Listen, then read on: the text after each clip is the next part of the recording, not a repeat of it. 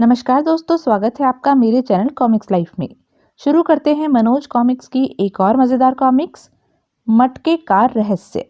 मटके का रहस्य, लेखक बिमल चटर्जी, चित्रांकन विजय पंडित। एक गांव में मलखान सिंह नाम का एक बूढ़ा जमींदार रहता था। एक दिन जब वह सख्त बीमार पड़ा तो सोचने लगा, पता नहीं अब मैं बचूंगा भी या नहीं। मरने से पहले ही बच्चों में धन का बंटवारा कर देना उचित होगा, वरना बाद में वे लड़ मरेंगे और पूरे परिवार का नाश हो जाएगा। अपनी मृत्यु को निकट जान उसने अपने चारों बेटों राम सिंह, जय सिंह, विजय सिंह और अजय सिंह को बुलाया और बोला, मेरे बच्चों, अब मैं कुछ ही क्षणों का मेहमान हूँ, अतः जो कुछ भी मेरे पास है मैं चाहता हूँ तुम चारों में बांट दूं, ताकि बाद में तुम लोग आपस में न झगड़ो। जैसा आप उचित समझे पिताजी। हमें आपका बंटवारा स्वीकार होगा पिताजी। मुझे भी। जय सिंह सबसे बड़ा था। बेटा जय सिंह, तुम सबसे बड़े हो, अतः तुम्हें मैं सबसे बड़ा मकान और सबसे बड़ी जमीन देता हूँ। यह लो अपने उस मकान और उसमें रखी तिजोरी की चाबी। आप कितने अच्छे हैं पिताजी। विजय सिंह उससे छोटा था। बेटा विजय, तुम जैसे छोटे हो, अतः उसके अनुसार तुम्हारा हिस्सा भी उससे कुछ छोटा है, अतः दुख मत करना। यह संभालो अपने मकान और तिजोरी की चाबी। आप हमेशा याद रहेंगे पिताजी। उससे छोटा अजय सिंह था। तुम्हारा हिस्सा भी तुम्हारे मुताबिक है बेटा, खुश रहना। मरने के बाद ईश्वर आपकी आत्मा को शांति प्रदान करे पिताजी। और सबसे छोटा था राम सिंह। यह लो बेटे अपने हिस्से की चाबियां। मुझे दुख है कि तुम्हारे हिस्से में सबसे कम आया। ऐसा न कहिए पिताजी।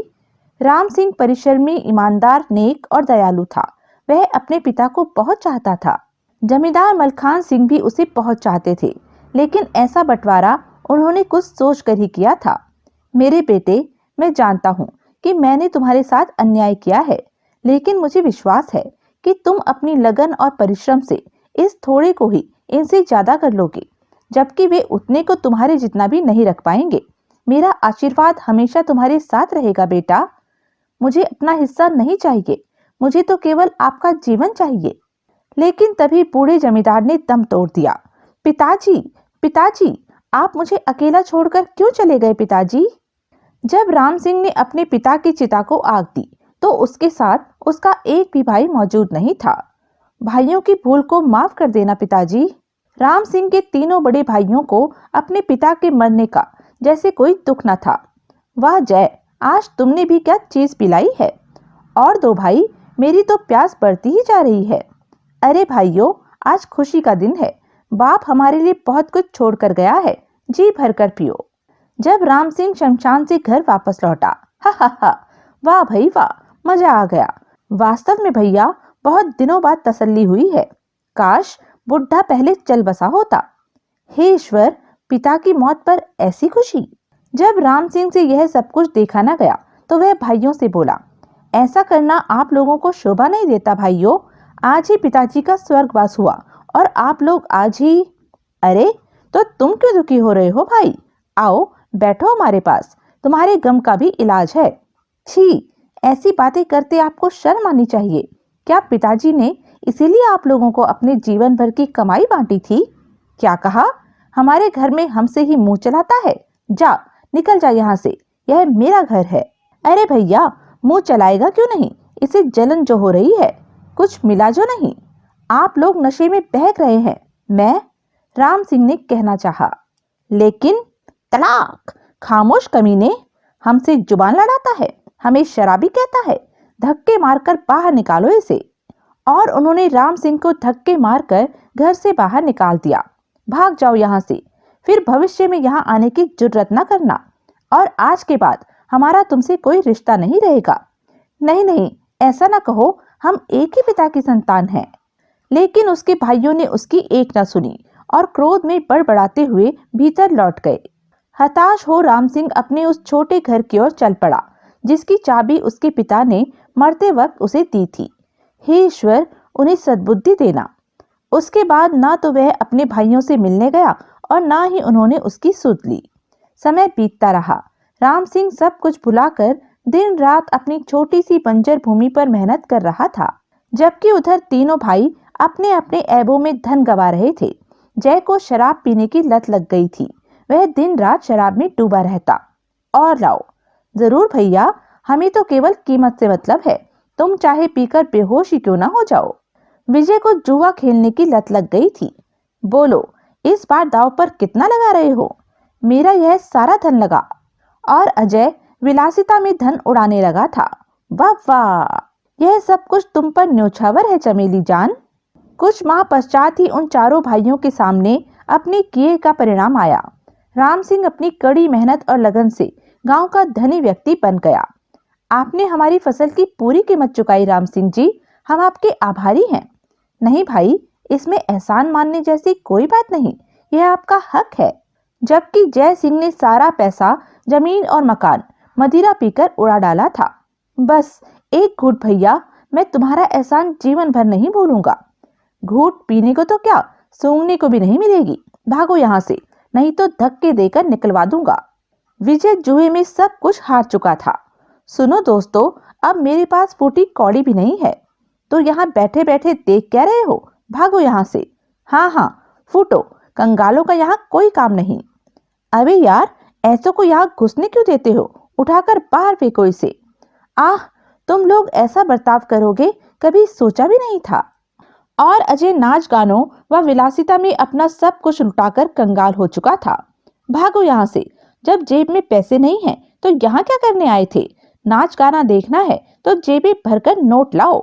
आई! अब तीनों के पास खाने के लिए भी अन्न का एक दाना न था। हाय भैया, हम सब बर्बाद हो गए। मुझे तो अब किसी के यहाँ झूठे बर्तन मांजने होंगे। अब तो मुझे भीख ही मांगनी होगी और मुझे मेहनत मजदूरी करनी होगी।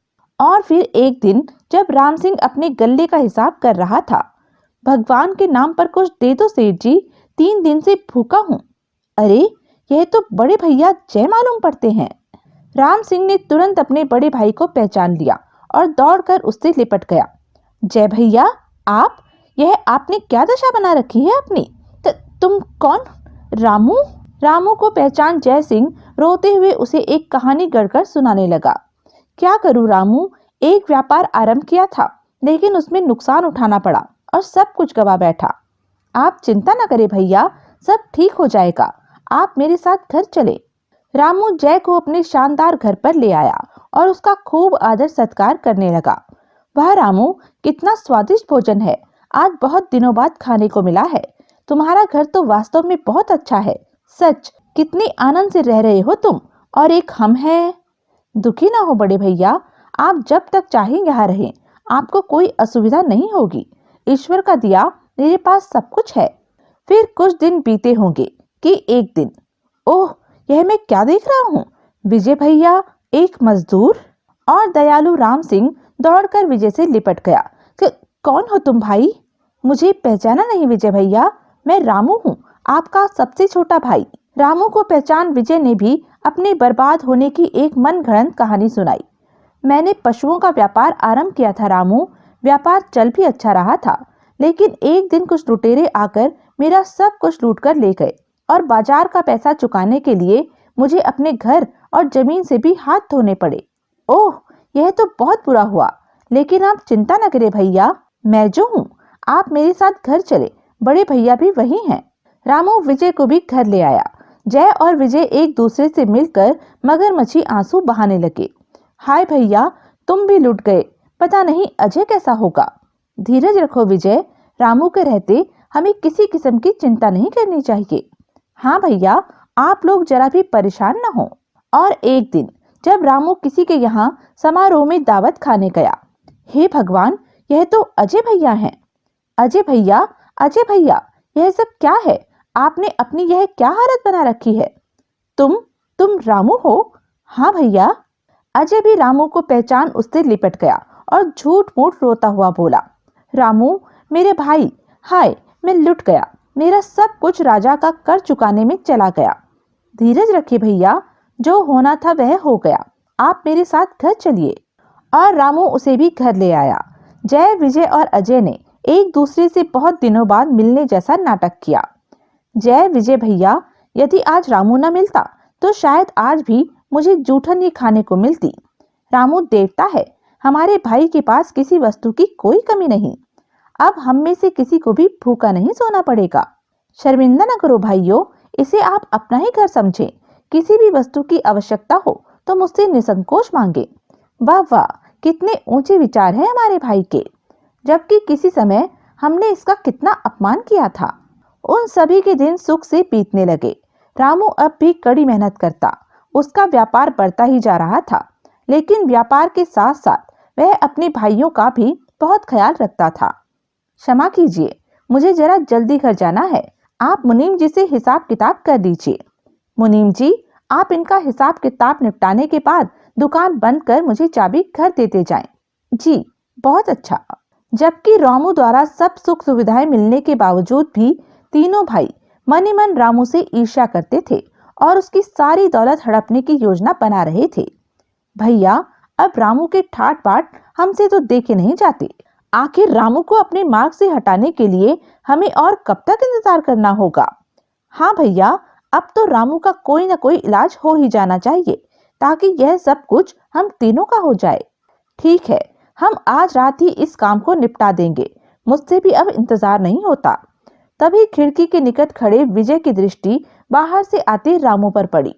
अरे चुप रहो, रामू आ पहुंचा है। क्या इतनी जल्दी? दूसरे ही क्षण वे तीनों रामू के स्वागत के लिए द्वार पर खड़े थे। रामू, आज लौटने में बड़ी देर कर दी। रामू, तुम आज कुछ परेशान सी लग रहे हो। खैरियत तो है ना? कहीं तबीयत तो खराब नहीं? नेक दिल भोला भाला रामू उनके मन के षड्यंत्र को नहीं समझ पाया और उसने इसे उनका प्यार ही समझा। आप लोग नाह कि मेरे लिए चिंतित होते हैं। मैं बिल्कुल स्वस्थ और प्रसन्न हूँ। बल्कि आज तो मैं वक्त से पहले ही घर लौट आया हूँ। आखिर व्यापार आप लोगों के प्यार से बढ़कर थोड़ी ही है।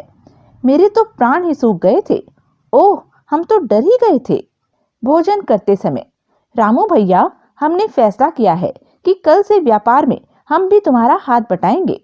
यह तो बहुत खुशी की बात है। हाँ भाई, खाली बैठे समय ही नहीं कटता। भोजन करने के बाद, अरे यह सारे नौकर चाकर कहाँ चले गए? कोई दिखाई नहीं दे रहा। हमने उन सबकी छुट्टी कर दी है और घर का सारा काम हमने आपस में बांट लिया है। आखिर खाली समय किसी न किसी तरह तो काटना ही था।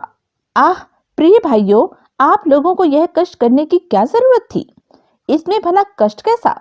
तुम बैठो, मैं तुम्हारे लिए दूध भिजवाता हूँ। कहकर उसने विजय को अपने पीछे आने का इशारा किया और रसोई की तरफ बढ़ गया। रसोई घर में, इसे पीते ही हमारे मार्ग का कांटा साफ हो जाएगा। यह तुम्हारा, यह जय का और यह रामू का। गड़बड़ मत कर देना। तुम निश्चिंत रहो। विजय ने विष भरे दूध का गिलास रामू को दिया। अजय भैया कहाँ हैं? हम सब साथ ही पिएंगे। उसे कुछ देर लगेगी, काम काज में लगा है। रामू ने विष भरा दूध पी लिया। शाबाश रामू, वाह वाह। दूध पीते ही रामू का सिर चकराने लगा। आह, मेरा सिर क्यों चकरा रहा है? क्या कहा? सिर चकरा रहा है? भला सिर क्यों चकराने लगा? और कुछ ही क्षणों पश्चात रामू मूर्छित होकर फर्श पर गिर पड़ा।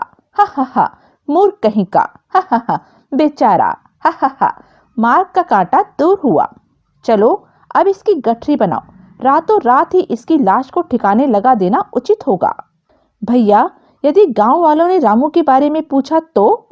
चिंता मत करो, कह देंगे कि उसे व्यापार के सिलसिले में अचानक ही बाहर जाना पड़ गया था। हाँ, यह बहाना ठीक रहेगा। और लगभग आधी रात के समय, रात काफी हो चुकी है, सारा गांव गहरी नींद सोया हुआ है। अच्छा ही है, हमारा काम और आसान हो गया। शीघ्र ही वे निकट के घने जंगलों में पहुंच गए। बस इसे यहीं फेंक दो, लेकिन कपड़ा उतार लेना। चलो कपड़ा उतारो और लौट चलो। जल्दी ही कोई जंगली जानवर आकर इसे चट कर जाएगा और हमें इसकी लाश से अपने आप ही छुटकारा मिल जाएगा। वाह भैया, कितनी दूर की सोची है तुमने। और वे वापस लौट पड़े। तभी बिजली कड़की और तेज वर्षा आरंभ हो गई। ओह, मौसम खराब हो गया। जल्दी चलो, यदि नाला भर गया तो गांव पहुंचना कठिन हो जाएगा। उधर रामू बारिश में भीगता रहा। रात भर पानी में भीगते रहने के कारण भोर होते ही जहर का प्रभाव कुछ कम हुआ और रामू को होश आ गया। ओह, ये मैं कहाँ आ गया हूँ और कैसे? शीघ्र ही रामू को बीती बातें ध्यान आने लगी। आह, मेरा सिर क्यों चकरा रहा है?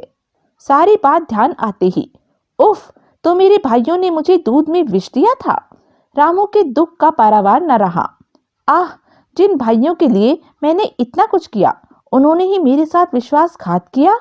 लेकिन दयालु रामू के दिल में फिर भी अपने भाइयों से बदला लेने का विचार नहीं आया और वह उठकर एक तरफ चल पड़ा। यदि भाइयों को मुझसे अधिक धन प्रिय है तो मुझे उनके मार्ग का कांटा नहीं बनना चाहिए। वे सुखी रहें, मेरा क्या है, कुछ भी करके पेट भर लूंगा। कुछ समय पश्चात वह जंगल पार कर एक अन्य गांव में जा पहुंचा।